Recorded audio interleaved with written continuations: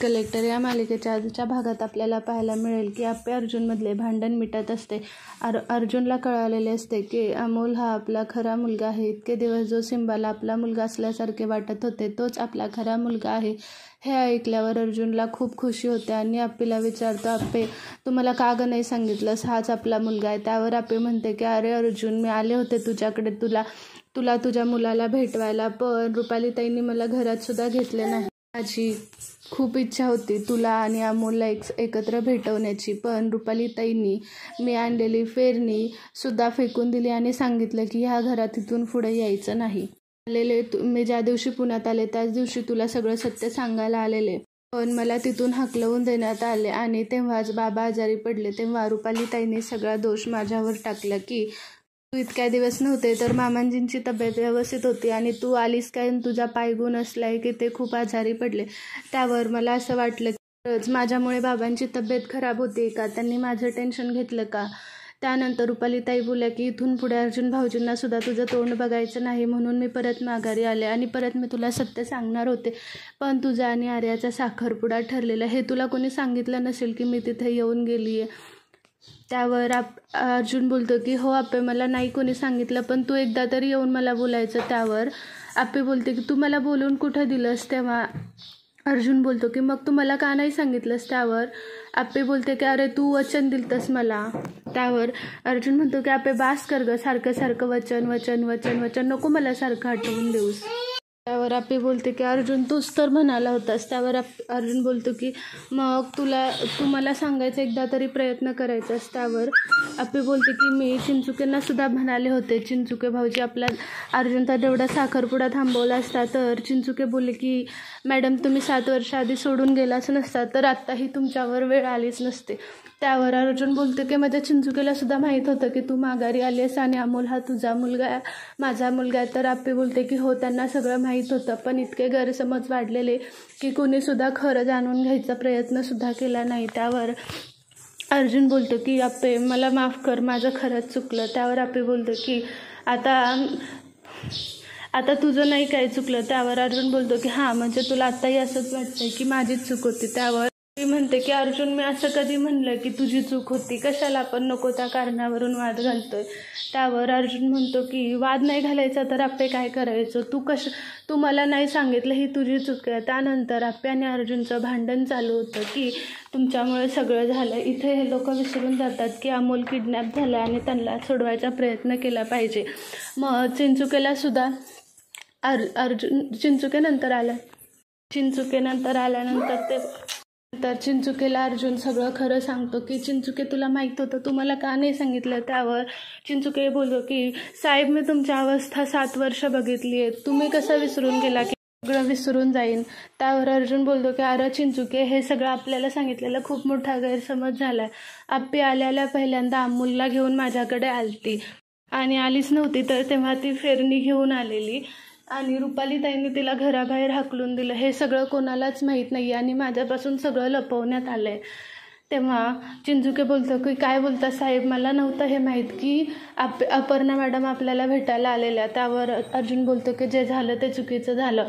त्यानंतर आप्पे तिथेच असते तेव्हा चिंचुके बोलतात की अपर्णा मॅडम मला माफ करा, माझी चुकी झाली. काही न समजून घेताच मी तुम्हाला वाटेल असं बोललो, मी तुमची मदत करण्यास नकार दिला, माझी चूक मला कळतीये.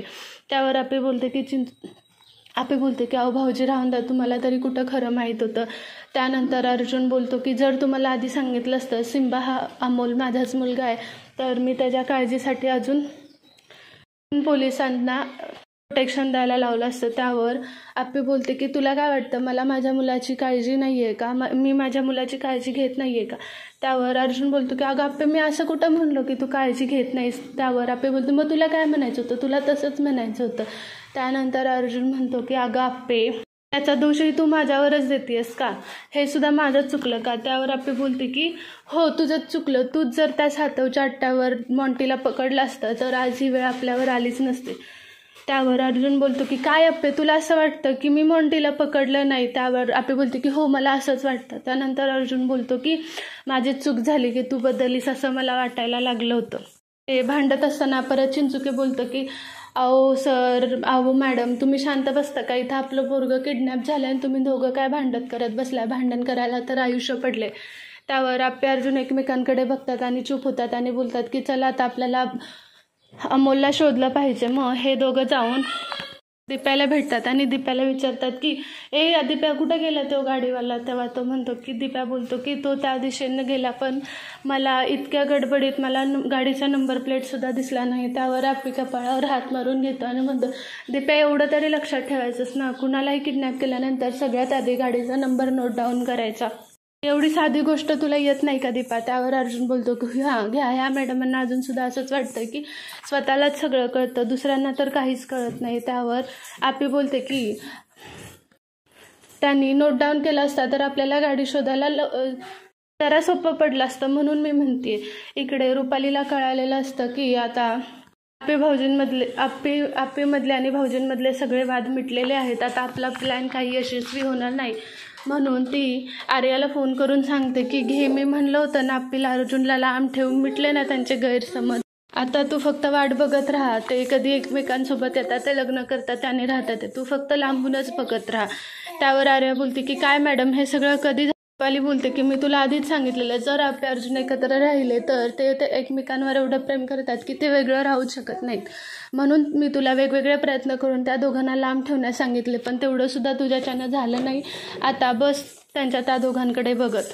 त्यावर आर्या बोलते की आर्या रडायला लागते आणि फोन ठेवते आणि आर्या म्हणते की आर्या अर्जुनला फोन करते आणि बोलते की अर्जुन, तुझं आणि आप्पेमधलं भांडण मिटलं का?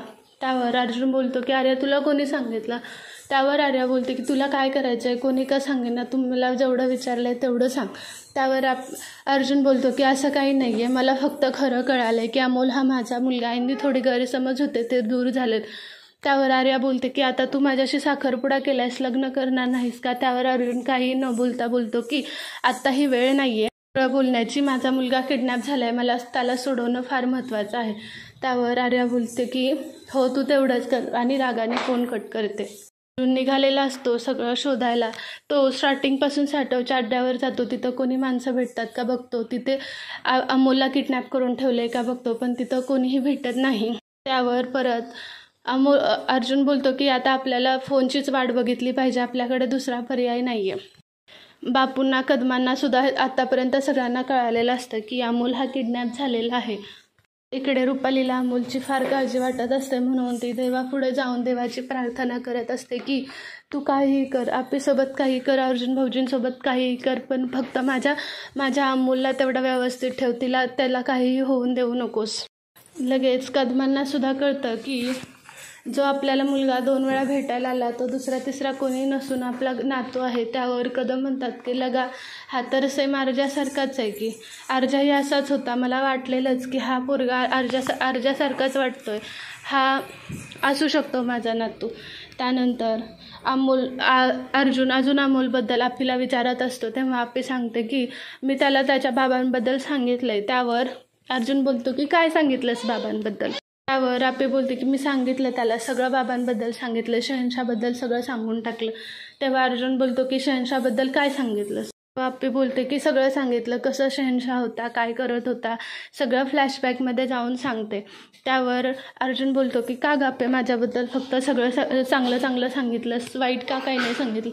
त्यावर आप्पे बोलते की मला वाटत नव्हतं त्यानं त्याच्या बाबाबद्दल काही वाईट वाटावं, आणि मेन म्हणजे त्याचा बाप हा वाईट नाही आहेच, शहनशाह खूप चांगला आहे. त्यावर अर्जुन बोलतो की मग अजून काय? त्यावर आप्पे बोलते की मी शहनशाहच्या सगळ्या गोष्टी सांगितल्या, त्याच्या वायफायचा पासवर्ड, त्याच्या हॉटस्पॉटचं नाव. त्यावर अर्जुन हसायला लागतो आणि म्हणतो आप्पे तू अशी कशी गं, एवढं भांडण असताना सुद्धा तू कशी काय एवढं चांगलं सांगू शकतेस? त्यावर आप्पे बोलते की काय करणार, आईचं काळीज आहे, बापापासून मला तोडायचं नव्हतं, पण तुला तर काय पडलेलं नाही आहे, तू प्रयत्नसुद्धा केला नाहीस तू तुझ्या मुलाला शोधण्याचा, की कोण आहे आपला मुलगा, कसा दिसतो, हे सुद्धा बघायचा प्रयत्न नाही केलास की लगेच आर्यासोबत साखरपुडा करून टाकलास.